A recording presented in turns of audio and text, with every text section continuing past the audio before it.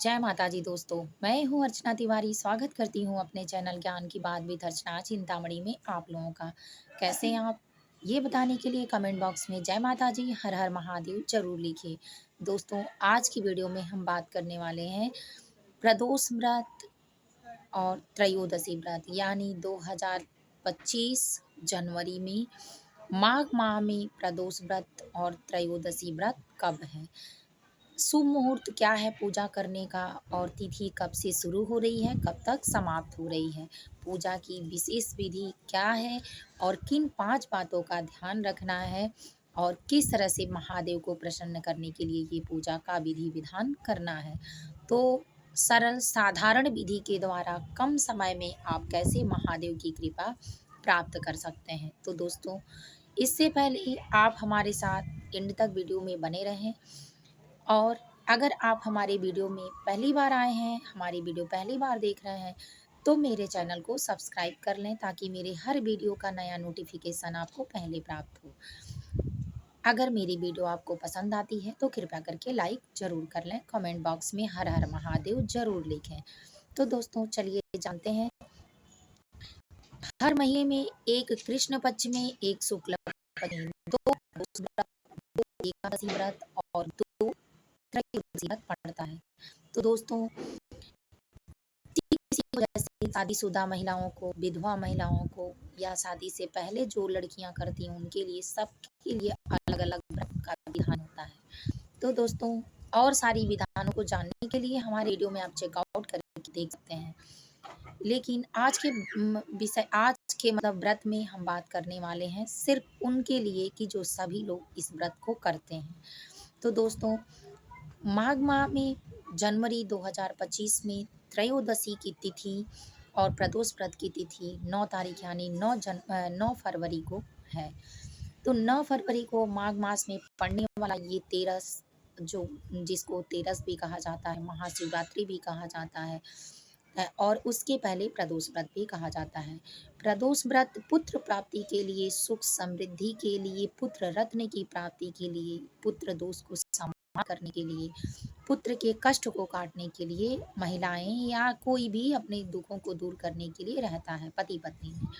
त्रयोदशी का व्रत जीवन में सुख समृद्धि प्राप्त करने के लिए और अपने यश वैभव कृत्य को बढ़ाने के लिए, महादेव की कृपा प्राप्त करने के लिए रहा जाता है। तो दोस्तों, इस बार का व्रत 9 फरवरी को 2025 9 फरवरी को रहा जाएगा। प्रदोष व्रत भी है और तेरसवीं व्रत है। तो दोस्तों, इसमें तिथि का जो शुरुआत हो रहा है वो 9 फरवरी से हो रहा है 6:25 से, यानी 7:25 से, 7:25 से शुरू हो रहा है और 10वीं को यानी 10 तारीख को ये इस तिथि का समापन 6:57 पर हो रहा है।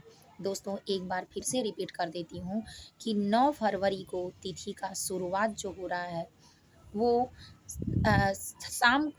9 फरवरी को जो तिथि का शुरुआत हो रहा है वो 7:25 से हो रहा है और जो इसका समापन हो रहा है वो 6:57 से हो रहा है।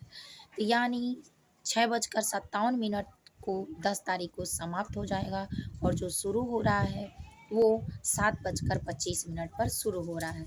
इसीलिए व्रत के अनुसार, पूरी विधि विधान के अनुसार 9 तारीख यानी 9 फरवरी को ये व्रत रहा जाएगा।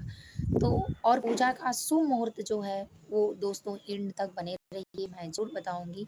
इससे पहले कि आपको महादेव की कृपा प्राप्त करने के लिए सुबह अपने घर में जल्दी उठना है, स्नान ध्यान करके पूरे अपने कामों से निवृत्त होके भगवान का भजन कीर्तन करने के लिए मंदिर में पीले रंग का, लाल रंग का वस्त्र बिछा सकते हैं। पीला रंग शुभ होगा। उस पे उमा महेश्वर का शिवलिंग अगर पार्थिव बना पाते हैं तो बनाएं। आपके घर बंदा, देखिए किसी किसी के वहाँ सहने और न सहने की बातें होती हैं, तो अगर आपके वहाँ बनता हो तो बनाएं, न बनता हो तो आप देख लें कि आप बनाने पे कि कोई रोकता टोकता है कि नहीं है, और नहीं बनता हो तो न बनाएं, क्योंकि आप जहाँ चाहेंगे वहीं भगवान है। तो आप कैलेंडर, फ़ोटो, मूर्ति कुछ भी रख के पूजा कर सकते हैं। भगवान उतना ही प्रसन्न होंगे। आप ये ना सोचें कि आप इनके प्रति बनाएँगे तभी प्रसन्न होंगे। तो इसीलिए दोस्तों आप बनाएँ, चाहे ना बनाएँ, मूर्ति ही रखें, कैलेंडर रखें, जो भी रखें। शिवलिंग भी बहुत सारे लोगों के घरों में आते हैं जो छोटे लिंग के अंगूठे से बराबर होते हैं, उनको भी आप रख सकते हैं किसी प्लेट में, थाली में। अगर नहीं है तो मूर्ति भी, कैलेंडर भी रख के पूजा कर सकते हैं। तो आप पंचामृत बनाएँ, गाय का दूध, गाय की दही, गाय का मूत्र। अगर पंचगव्य बनाना है तो मूत्र और उसके जो गोबर होते हैं वो मिलाएँ। अगर पंचामृत बनाना है तो दूध, दही, शहद, शक्कर और घी, इन पाँचों चीज़ों को मिलाकर, गंगा जल मिलाकर, पंचमेवा मिलाकर तैयार करें। फूल पत्ती सामग्रियों में उपस्थित करें। उमा को चढ़ाने के लिए लाल फूल गुड़हल का और भोलेनाथ को चढ़ाने के लिए पीला कनेर, ये अगर मिल जाए तो ज़्यादा अच्छा होगा आपके लिए। इस तरह से आप फूल की व्यवस्था करें। अगर नहीं है तो चाहे लास्ट में जिस चीज़ से मन से मान लेंगे आप कि ये हम आरती कर रहे हैं, वो भगवान स्वीकार कर लेते हैं। बेलपत्र, धतूरा, भांग। भांग हमारे वहाँ तो मादार बोला जाता है, आपके वहाँ क्या बोला जाता है? और लखनऊ में कनक बोला जाता है। तो आप जो भी चीज़ें, मतलब जो सफ़ेद फूल वाले होते हैं उसको मदार की जगह पे तो ये उनका पत्ते का माला बनाए तो बनाएँ। अगर ना बनाएँ तो पत्ते के ऊपर 108 पत्ते तोड़कर राम राम लिख लें। उससे भी नहीं तो श्री हरि लिख लें और ये पत्ते भगवान महादेव को समर्पित करें। अगर ना हो पाए, ना मिले तो कोई बात नहीं है। पान के पत्ते पर इलायची, लवंग और सुपारी रखकर महादेव को अर्पित करें।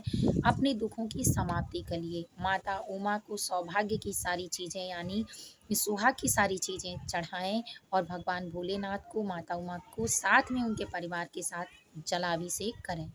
पंचामृत का अभिषेक करें, फिर आप गंगा जल से स्नान करा के यानी जल अभिषेक करके फिर उनका धूप, दीप, बत्ती, जल इत्यादि से पूजन करें।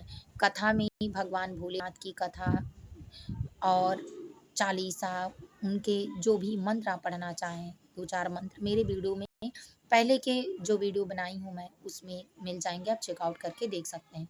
तो उनके मंत्रों का जाप करें। इस तरह से आरती पूजन के बाद मिठाई, फल-फ्रूट आदि चीज़ों का उनका भोग लगाएँ। भोग में आप खीर बनाकर, हलवा बनाकर, पुआ बनाकर, केला, फल, मिठाई में इत्यादि सारी चीज़ें भगवान को समर्पित कर सकते हैं। बस भगवान को प्रेम सबसे ज़्यादा पसंद है, तो इसीलिए जो करें मन से करें, प्रेम से करें। तो पूजा का शुरुआत आप कर सकते हैं। पूजा इस तरह से विधि-विधान के द्वारा महादेव को प्रसन्न कर सकते हैं। दोस्तों, प्रदोष व्रत में आपको शाम के समय शुभ मुहूर्त में पूजा करना अनिवार्य होता है। महाशिवरात्रि के व्रत में आप चाहे जब अपने पूरे दिन के, क्योंकि 4 पहर की पूजा होती है, तो कभी भी अगर कर पाएँ तो 4 पहर की पूजा करें, ज़्यादा अच्छा होगा। लेकिन अगर ना कर पाएँ तो आप 1 पहर की भी पूजा कर सकते हैं। अब इसके बाद दोस्तों, पूजा का शुभ मुहूर्त है शाम को 7:25 से शुरू हो रहा है और 8:54 पर समाप्त हो रहा है। तो इसके बीच में आप पूजा का करें, हवन करें। हवन में प्रदोष व्रत और माघ महीना धर्म का महीना होता है, काफ़ी लाभदायक होता है और भगवान का भजन कीर्तन करने का महीना होता है, पुण्य कमाने का महीना होता है। तो इसमें सफ़ेद तिल, काला तिल, क्योंकि प्रदोष व्रत में भगवान भोलेनाथ को तिल अर्पित करना भी बहुत ज़रूरी होता है, तो इसीलिए काला तिल, सफ़ेद तिल, गुड़ इत्यादि चीज़ों को चावल शामिल करके ही हवन सामग्री में उपस्थिति दर्ज करें कि मतलब ये सारी चीज़ें मिलाएँ, सुपारी, कमलगट्टा, लोहावान, तो ये सारी चीज़ें आप उपस्थित करके उसके बाद हवन करें। आम की लकड़ी बेहद अच्छा होता है, लेकिन कभी-कभी कितने लोगों का ये होता है कि आम की लकड़ी नहीं मिली है, तो गाय का जो उपला होता है, उस उपले को इतना जला दें कि सिर्फ़ आग रहे, उपला ना रह जाए। तो आप उस पे कर सकते हैं घी डाल के। तो दोस्तों, इस पे भी हवन करें और ओम सांब सदाशिव नमो नमः का मंत्र कर सकते हैं। ओम श्री शिवाय नमस्तुभ्यम का मंत्र जप कर सकते हैं। या ओम नगेंद्राय त्रिलोचनाय भस्मांगरागे महेश्वराय नित्याय शुद्धाय दिगंबराय तस्मै नकाराय नमः शिवाय, इस तरह का भी मंत्र जाप कर सकते हैं। दोस्तों, शिवरात्रि की पूजा बेहद बेहद इम्पोर्टेंट पूजा होती है। जो लोग करते हैं वो इसको जानते हैं कि महादेव कितना प्रसन्न होते हैं।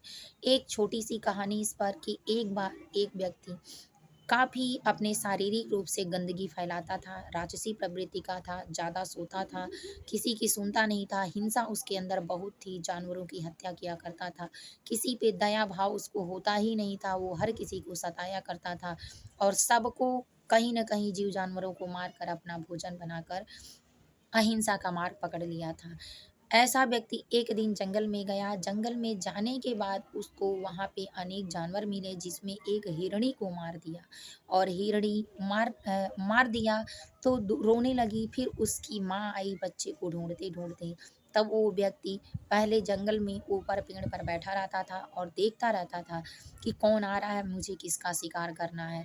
और वो जहाँ से था उसके डर के वजह से उसके माता-पिता कोई भी उससे बोलता नहीं था और जंगल में शिकार करने की वजह से अपना घर भी वहीं बना लिया था कि आसानी से हम उनको मार पाएँगे, कोई गाँव का आवाज़ नहीं जानवरों का सुनेगा तो रोक नहीं पाएगा।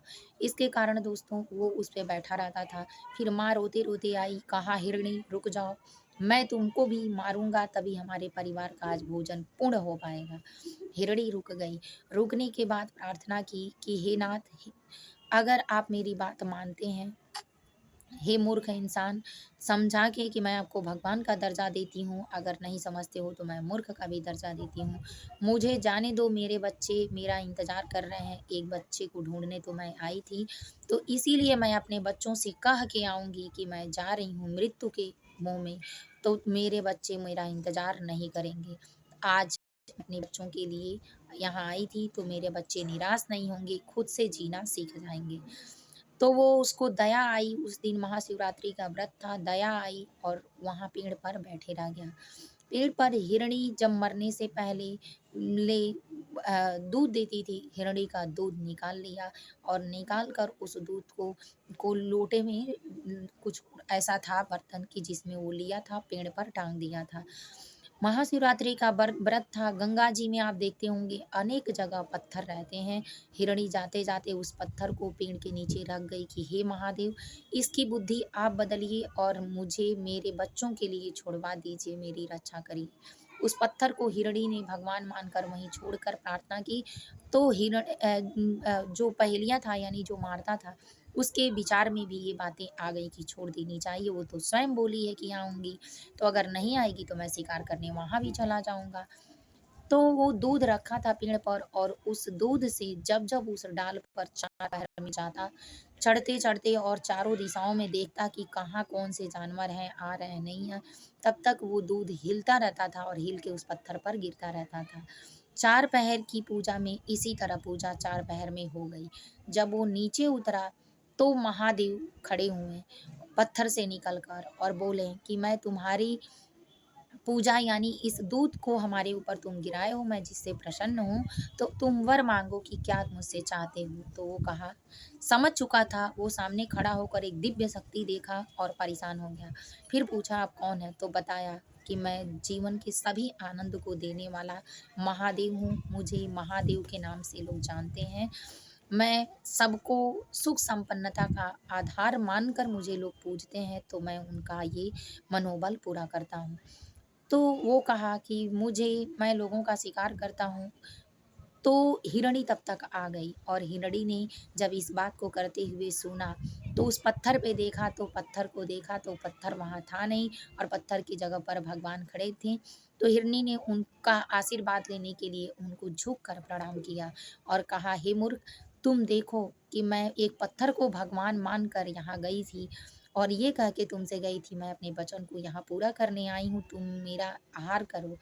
लेकिन इस पत्थर में भगवान है, पर तुम्हारे अंदर ऐसी कला है कि तुम भगवान को भी पहचान नहीं पा रहे हो। वहाँ उसकी आँखें खुल गई उस हिरणी को समझाने की वजह से और उसने अपने सुख सौभाग्य को, हिंसा को दूर करने के लिए सुख सौभाग्य को माँग लिया भगवान से और हिंसा उसके दिल से दूर हो गई। इस तरह से अधूरे मन से भी 4 पहर की पूजा उसने की और भगवान भोलेनाथ प्रसन्न हुए और उसको मनचाहा वरदान दिए। वो राजमहल की तरह ज़िंदगी जीने लगा, सभी प्राणियों पर दया करने लगा।